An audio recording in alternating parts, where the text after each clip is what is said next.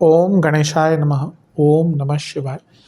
मैं निखिल ज्योतिष आचार्य आप सभी का मेरे चैनल पर पुनः स्वागत करता हूं। आशा करता हूं कि आप सभी स्वस्थ होंगे। महादेव की कृपा आप सभी पर सदैव बनी रहे। ये वीडियो मकर यानी कि कैप्रिकॉर्न के लिए बहुत विशेष है, क्योंकि वीडियो है 26 जुलाई से 21 अगस्त 2025 के राशिफल के बारे में। राशिफल किसके बारे में? शुक्र के गोचर के बारे में। शुक्र आपके पंचम भाव यानी कि अपनी खुद की राशि वृषभ को छोड़कर आपके छठे भाव यानी कि मिथुन में प्रवेश कर जाएंगे। ये होगा 26 जुलाई को और 21 अगस्त तक वो यहीं पर रहेंगे। लेकिन यहाँ पर जो इनकी युति है वो बृहस्पति के साथ भी होगी। साल में एक बार तो ऐसा होता ही है कि शुक्र बृहस्पति साथ में आते ही हैं।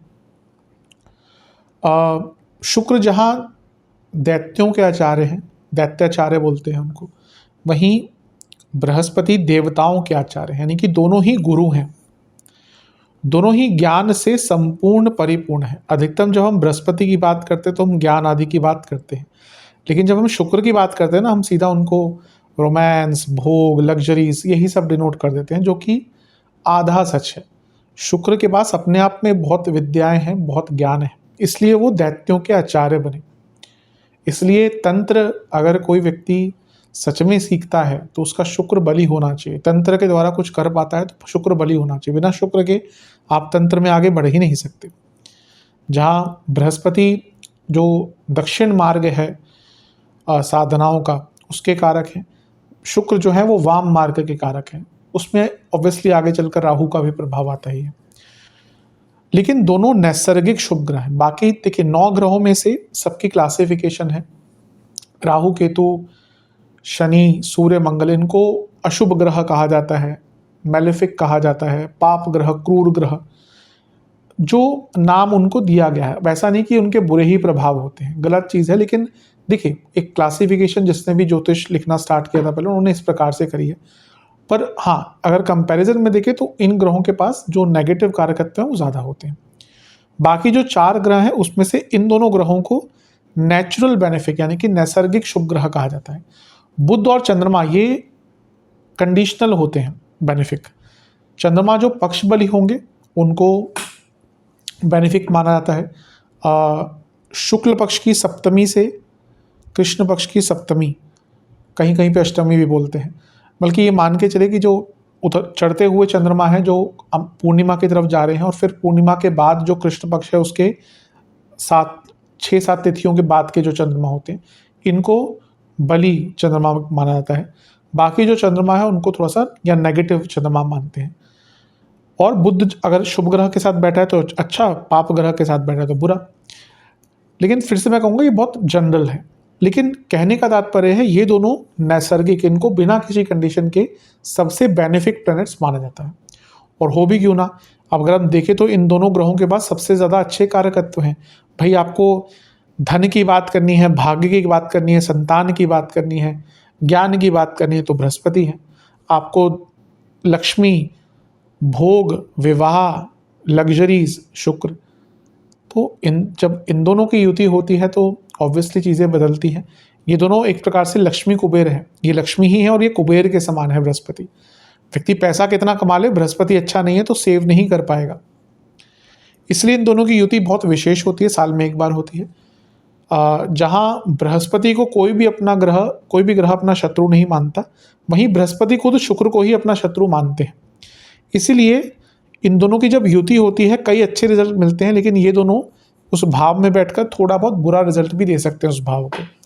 तो इसकी भी हम विवेचना करेंगे। और इन दोनों पर ही राहु का प्रभाव है। राहु का शुक्र पर प्रभाव बहुत अच्छा माना जाता है, तो इसकी भी हम विवेचना करने का प्रयत्न करेंगे।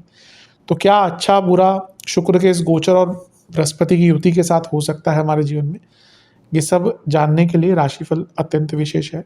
यदि आपकी लग्न राशि या चंद्र राशि मकर है, दोनों ही गाइडेंस के लिए राशिफल को देख सकते हैं। जहाँ से ज़्यादा सूट करता है, रिलेट करता है, वहाँ से इसको देखिए।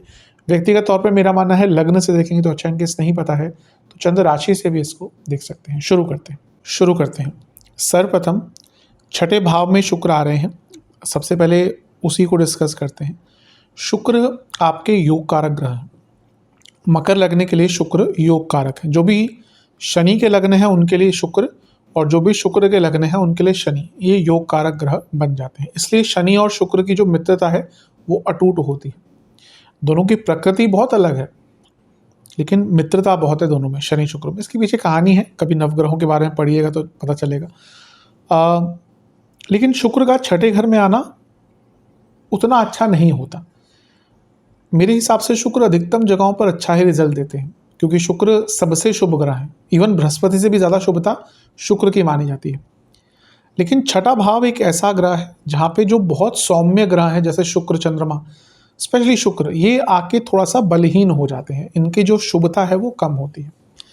अच्छी चीज़ ये है कि यहाँ पर बृहस्पति जो 12वें घर के स्वामी हैं वो विपरीत राजयोग बनाकर बैठे हैं, तो इसीलिए अकेले शुक्र नहीं है, विपरीत राजयोग बनाते बृहस्पति का भी प्रभाव होगा जो चीज़ों को बचा लेगा। पहले अच्छी चीज़ों की बात करते हैं। छठे भाव में शुक्र और बृहस्पति। छठा भाव किस चीज़ का है? लीगल चीज़ों का है। यहाँ पे दो शुभ ग्रह, जिसमें से एक ग्रह विपरीत राजयोग बना रहा है, और वो ग्रह जो बृहस्पति हैं वो सप्तम से 12वें के स्वामी भी हैं। शुक्र क्या है? ना केवल आपके 10वें घर के स्वामी और पंचम के स्वामी हैं, वो आपके योग कारक ग्रह भी हैं। इसीलिए अब यहाँ पे ये दोनों ग्रह ना, ये कोई केस जीतने वाले नहीं होते, ये कॉम्प्रोमाइज़ वाले होते हैं। मंगल, शनि, केतु, राहु, ये छठे घर में केस जिताते हैं। ये दोनों ग्रह थोड़ा सा कॉम्प्रोमाइज सिचुएशन उत्पन्न करते हैं। तो अगर आपका कोई केस चल रहा है, छोटा मोटा प्रॉपर्टी का चल रहा है, शुक्र है तो विवाह का कोई केस चल रहा है। आजकल कोर्ट्स बाकी केसों के बजाय वैवाहिक जीवन के केसेस से ज़्यादा भरे पड़े होते हैं, जिनको यकीन नहीं आता कि वो जाके देख लें कभी कोर्ट्स में। जो मेट्रोपॉलिटन सिटीज़ है उसमें जो डाइवोर्स रेट है वो बहुत बढ़ चुका है। पूरे ऑन होल इंडिया की आप बात करेंगे तो डाइवोर्स रेट अभी भी बहुत कम दिखेगा। केवल मेट्रोपॉलिटन सिटीज़ उठा के देख लीजिए, वहाँ का आपको डाइवोर्स रेट बहुत हाई मिलेगा। तो यहाँ पर जैसा मैंने कहा कि आपका कोई कोर्ट केस चल रहा था डाइवोर्स को लेकर, पैसों को लेकर, प्रॉपर्टी को लेकर, वो सुलझने का योग, कॉम्प्रोमाइज़ का योग बहुत अच्छा बन जाता है। छठा घर स्ट्रगल्स दिखाता है, तो यहाँ पे दो शुभ ग्रह, यानी कि आपके जो स्ट्रगल्स होंगे वो थोड़े कम होंगे, जीवन में उत्साह बढ़ेगा और जीवन में शुभता बढ़ेगी। जब छठे भाव में दो शुभ ग्रह हों तो व्यक्ति का जीवन, अब यहाँ पे पाप ग्रह लेट्स से कि आ जाए, वो व्यक्ति आगे तो बहुत बढ़ेगा लेकिन उसका जो जीवन है बहुत संघर्षपूर्ण रहता है। छठे भाव में इतने शुभ ग्रह, यानी कि जो स्ट्रगल्स होते हैं जीवन के वो थोड़े कम होंगे। और क्योंकि शुक्र योग कारक ग्रह हैं, इसीलिए आप देखेंगे लीगल कार्य हो, कंपटीशन हो, इवन जॉब हो, उसमें भी आपको कई अच्छे रिजल्ट प्राप्त हो सकते हैं। जॉब पे ही आते हैं, क्योंकि छठा भाव एक बहुत डायरेक्ट भाव है जो करियर से रिलेट करता है। 2, 6, 10, 10वां भाव तो मेन करियर का है, उससे जो त्रिकोणीय भाव हैं ये करियर के संबंध में बहुत कुछ बताते हैं, और छठा भाव तो जॉब वालों के लिए बहुत इंपॉर्टेंट होता है। तो यहाँ पे शुक्र का आना, जो आपके योग कारक ग्रह हैं, जिनकी जॉब नहीं लग रही थी उनको जॉब लगने का योग बन जाता है, क्योंकि बृहस्पति भी है साथ में जो 12वें घर के स्वामी हैं, विदेश में जॉब का योग बन जाता है। और जिनकी जॉब चली गई थी, चेंज करना चाह रहे थे, या कुछ पैसा नहीं बढ़ पा रहा था, उनके लिए भी बहुत अच्छी होगी। लेकिन हमेशा मैं कहता हूँ शुक्र का करियर से कुछ संबंध आ गया तो ऑफिस पॉलिटिक्स रहेगी, और राहु का प्रभाव भी है, तो ये हिडन ऑफिस पॉलिटिक्स, आपको समझ ही नहीं आएगा कि इस महीने कौन आपका अपना है या कौन परा है। तो ऑफिस में, कार्य क्षेत्र में थोड़ी बहुत ऑफिस पॉलिटिक्स रहेगी। लेकिन क्योंकि दो शुभ ग्रह छठे घर में है, आप देखेंगे अधिकतम प्रॉब्लम्स जो आपकी कार्य क्षेत्र में, आप उनको बहुत आराम से सॉल्व कर लेंगे। और जो लोग फाइनेंस के एरिया में, मार्केटिंग, HR, एजुकेशन, इन सेक्टर्स में काम करते हैं, उनके लिए तो ये एक महीना बहुत अच्छा है। बिजनेस की बात करें तो सप्तम से 12वें में ये युति हो रही है, जिस पर राहु का प्रभाव भी है। ये बड़े चेंजेस दिखाता है। आपको अगर अपने बिजनेस को अब आगे बढ़ाना है तो आपको ना बहुत बड़े बदलाव लाने पड़ेंगे, ताकि बृहस्पति जब अक्टूबर में यहाँ पे आए तो जो बदलाव आप अभी ला रहे हैं उसका इम्पैक्ट दे। अक्टूबर में 2-2.5 महीने के लिए आएंगे बृहस्पति यहाँ पे, और फिर अगले साल जून 2026 से तो 1 साल के लिए ही आएंगे, वहाँ पे भी कुछ साथ टाइम के लिए आगे चले जाएंगे। ये बृहस्पति का प्रभाव इस टाइम इस प्रकार से होने वाला है। लेकिन मोटे मोटे तौर पर देखें तो यहाँ पे बिज़नेस में आपको बहुत ज़्यादा स्ट्रक्चरल चेंजेस लाने पड़ेंगे, मार्केटिंग पे बहुत काम करना पड़ेगा, नई इन्वेस्टमेंट्स, मशीनरी पे इन्वेस्टमेंट, मैन पावर पे इन्वेस्टमेंट्स वो करनी पड़ेगी, तभी बिजनेस में लाभ होगा। सप्तम से 12वें में बृहस्पति शुक्र, विदेश से कोई काम मिल सकता है और कुछ रुकावटें अगर आ रही थी दूर हो सकती हैं, और बिजनेस में भी अगर आपके कोई लीगल केसेस चल रहे थे उनको सुलझाने का भी आपको मौका मिल सकता है। स्टूडेंट्स के लिए तो अति शुभ है, जैसे मैंने कहा। अब आपको, क्योंकि छठे भाव में 2 शुभ ग्रह हैं, हाँ छठे भाव में 2 शुभ ग्रह कभी कभी व्यक्ति को उसका जो एटीट्यूड होता है बहुत लेड बैक हो जाता है, उस चीज़ से अपने आप को दूर रखना है। अदरवाइज तो कंपटीशन के लिए ये जो दोनों की युति है ये बहुत अच्छा रिजल्ट आपको देगी। क्योंकि राहु का प्रभाव 10वें पर भी है और छठे पर भी है, ये सडन इंक्रीज इन करियर दिखा सकता है। हो सकता है आपको नए मौके मिले जो थोड़ा कंफर्ट जोन से बाहर हो, लेकिन बहुत अच्छा रहेगा आपके लिए। और क्योंकि शुक्र खुद 10वें घर के स्वामी हैं और राहु से दृष्ट है, तो अगर आप अपनी कंपनी की तरफ से विदेश जाना चाहते थे उनके लिए भी योग बहुत अच्छा यहाँ पर बन जाता है। छठे घर में शुक्र बृहस्पति रिलेशनशिप के लिए भी ठीक है, क्योंकि पंचम से दूसरे में 2 शुभ ग्रह, यानी कि आपकी कम्युनिकेशन ठीक होगी, आगे के बारे में सोच पाएंगे। आप में से कई लोग आगे के बारे में विचार करेंगे, किस प्रकार से रिलेशनशिप को आगे बढ़ाएं, और उसका भी एक अच्छा इम्पैक्ट हो सकता है।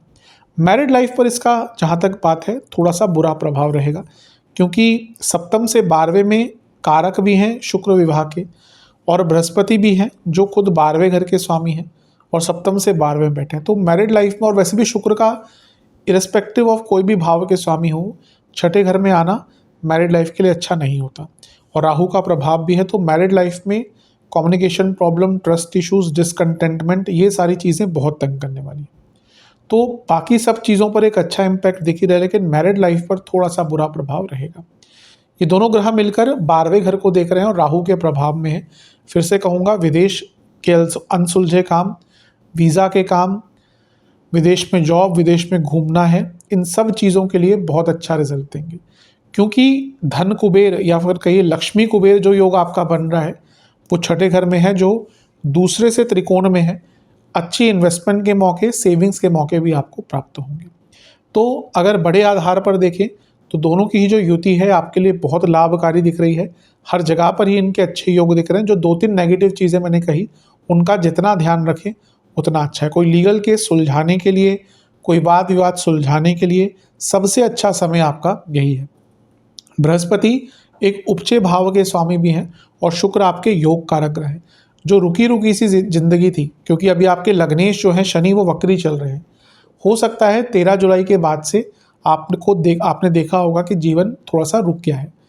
और 18 जुलाई को बुध भी वक्री हो गए सप्तम में और लग्न को देख रहे हैं।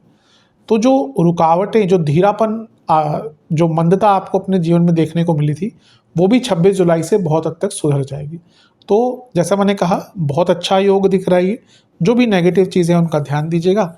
सेहत के अनुसार पेट के रोग तो बहुत रहेंगे, इन्फ्लामेशन, इंडाइजेशन, जिनको डायबिटीज़ है, पैनक्रियाटिक इशू है, मेटाबॉलिक डिसऑर्डर है, गले के रोग बहुत तंग करेंगे, स्लीप डिसऑर्डर्स बहुत तंग करेंगे, बोन्स की प्रॉब्लम, और बॉडी में पेन बहुत रहा करेगा विदाउट एनी रीज़न तो होता है, हमें पता नहीं होता।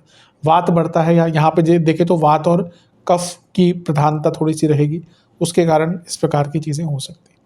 तो इन सब चीज़ों पर ध्यान दीजिएगा। वैसे तो अच्छा ही दिख रहा है कुछ। उपाय की बात कर लेते हैं। आपको दुर्गा जी को पंचमेवे की खीर का भोग लगाना है। एक बार उनकी कपूर के साथ आरती करनी है, कपूर जलाकर। वैसे आरती कपूर जलाकर ही होनी चाहिए। आपको एक पात्र में गंगा जल, गुलाब जल मिलाकर शिवलिंग का अभिषेक करना है, और शिव चालीसा, लक्ष्मी चालीसा और बृहस्पति चालीसा, इनका एक एक बार पाठ करना है। ये उपाय कर लेंगे, अवश्य बहुत लाभ मिलेगा। आशा करता हूँ वीडियो काम आएगी। चैनल पर नए हैं, सब्सक्राइब कीजिए, वीडियो को लाइक कीजिए। मिलता हूँ आप सभी से मैं अगली वीडियो में, तब तक के लिए ओम नमः शिवाय।